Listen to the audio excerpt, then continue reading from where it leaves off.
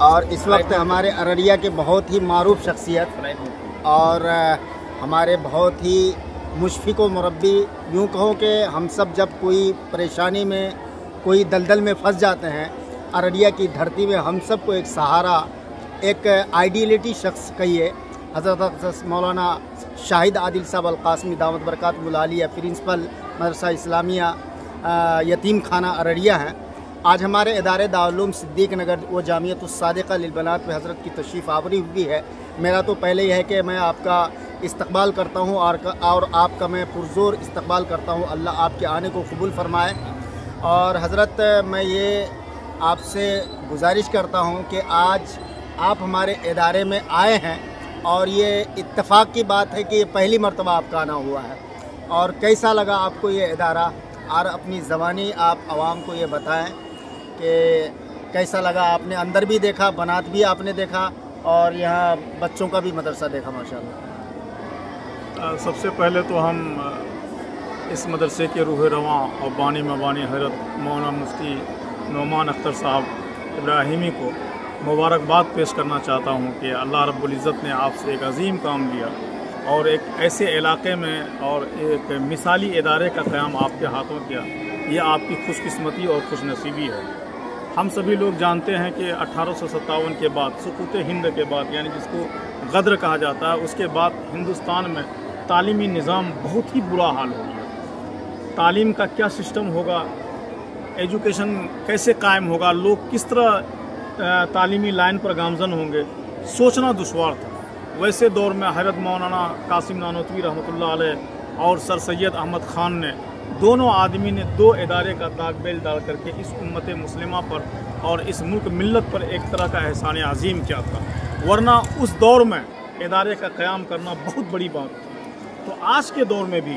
جس پرستتی سے ہم اور آپ گزر رہے ہیں اور ہمارا ملک اور ملت گزر رہی ہے، اس پرستتی میں بھی ہمارے لیے تعلیم سے بڑا کوئی ہتھیار نہیں ہے۔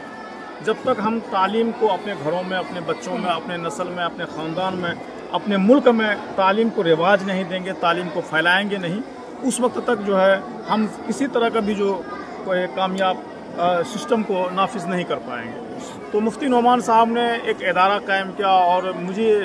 ان کی نیک نامی اور ان کی شہرت جو ہے دور دور سے میں سنتا تھا، جبکہ میرا گھر یہاں سے بالکل قریب ہے، 2-2.5 کلومیٹر کے فاصلے پر ہمارا گھر واقع ہے، لیکن مفتی صاحب نے ہمارے گھر آنگن میں ایسا ادارہ کھلایا، میں پھر ان کو مبارکباد پیش کرنا چاہتا ہوں، جہاں 300 بچیاں اور 5-7 اضلاع کی بچیاں، جہاں نیپال کی بچیاں تعلیم حاصل کر رہی ہیں اور الحمدللہ یہاں اقامت پذیر ہیں۔ یہ بڑی گارجنوں کی خود اعتمادی اور مفتی صاحب کے تئیں اور یہاں کے اساتذہ کے تئیں، یہاں کے ذمہ داران کے تئیں، اس ادارے کے منتظمین کے تئیں، ان بچوں کے گارجین کو کتنا اطمینان ہے کہ انہوں نے اپنی بچیوں کو آپ کے حوالے کیا، اور آپ ان کے مستقبل کو سنوار رہے ہیں، ان کو سدھار رہے ہیں، ان کو تعلیم و تربیت دے رہے ہیں۔ اللہ رب العزت آپ کو انشاءاللہ اس کا بہتر سے بہتر جزا دے گا۔ اور مفتی صاحب آپ خوش قسمت اس لیے بھی ہیں کہ اکیلے کوئی بھی کام نہیں ہوتا۔ وہ ایک شعر آپ خود سنتے ہوں گے کہ میں اکیلا ہی چلا تھا جانب منزل، مگر لوگ ملتے گئے اور کارواں بنتا گیا۔ تو مفتی صاحب نے ایک قدم اٹھایا اور اس کے ساتھ ایک جفاکش اور محنت اور مخلص اور باصلاحیت اساتذہ، باصلاحیت معاونین کی اشتراکیت ان کو ملی، جو ان کے شانہ بشانہ اور قدم بقدم ملا کر کے چلے، اور ادارہ آج یہ 7 سالہ دور میں اس طرح ادارہ ہو جانا، یہ خوش قسمتی اور عند اللہ اور عند الناس مقبولیت کی علامت۔ یہ ادارہ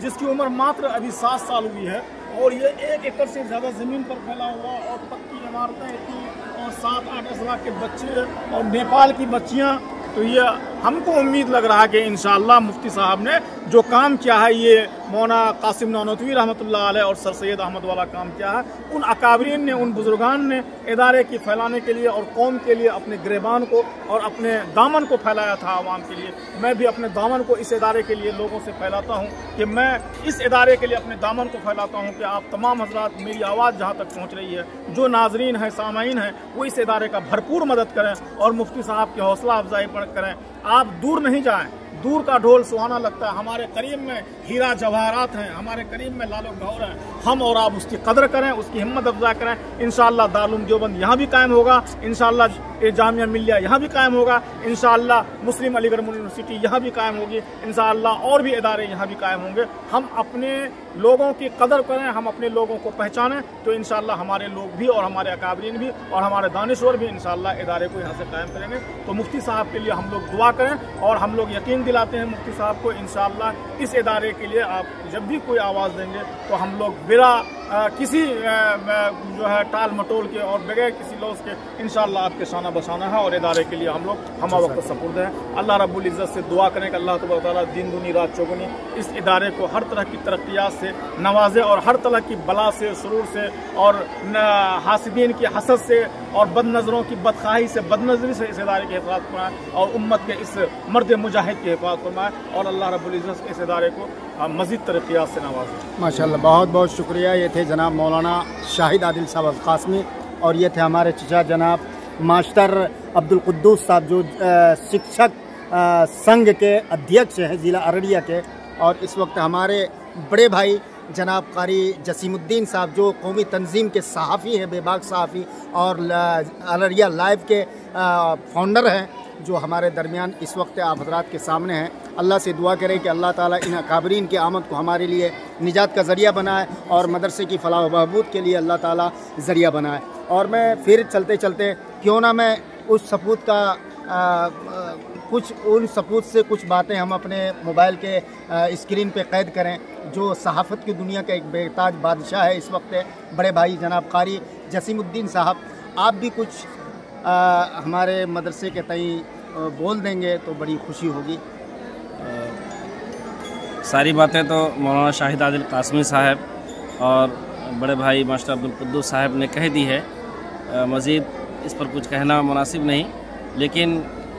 चंद जुमलों में ये कहा जा सकता है कि मेरी भी हाज़िरी पहली मरतबा यहाँ हुई है। यहाँ आने के बाद हमने जो यहाँ के उमूर को देखा, यहाँ के इंतज़ाम को देखा, बहुत मुनज़्ज़म तरीक़े से एक ऐसा इदारा चल रहा है जिसकी मिसाल मैं समझता हूँ कि अररिया में नहीं है। जब हम लोग फ़िक्रमंद होते हैं कि हम अपनी बच्चियों की तालीम कहाँ दिलाएं, तो जहन में बातें आती हैं कि अररिया में इस तरह का कोई इदारा नहीं है। लेकिन आज ये गलतफ़हमी दूर हो गई मेरी। जब मैं मदरसा दारुल उलूम सिद्दीक़ नगर आया मुफ्ती नोमान साहब के मदरसे में, तो मुझे एहसास हुआ कि अल्लाह तबारक व तआला इनसे एक बड़ा काम ले रहे हैं। बच्चियों की काफ़ी तादाद है, बच्चों की भी काफ़ी तादाद है और दोनों का निज़ाम अलग अलग है। यूँ कहा जा सकता है कि इन्होंने बच्चे और बच्चियों की तालीम के सिलसिले में लोगों के जो शुकूक व शुबहात होते हैं कि पता नहीं बच्चे भी वहीं रहते हैं, बच्चियां भी वहीं रहती हैं, कैसी तालीम होगी, कैसा माहौल होगा। लेकिन जब आप यहाँ आकर के देखेंगे कि बच्चियों के लिए क्या निज़ाम है, बच्चों के लिए क्या निज़ाम है, तो आप हैरान और परेशान हो जाएंगे कि अल्लाह तबारक व तआला ने इनके जहनों में जो बात डाली है।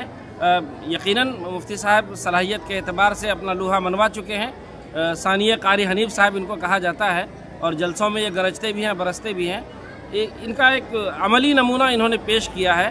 कि इतना बड़ा इदारा इन्होंने कायम करके एक मिसाल कायम की है।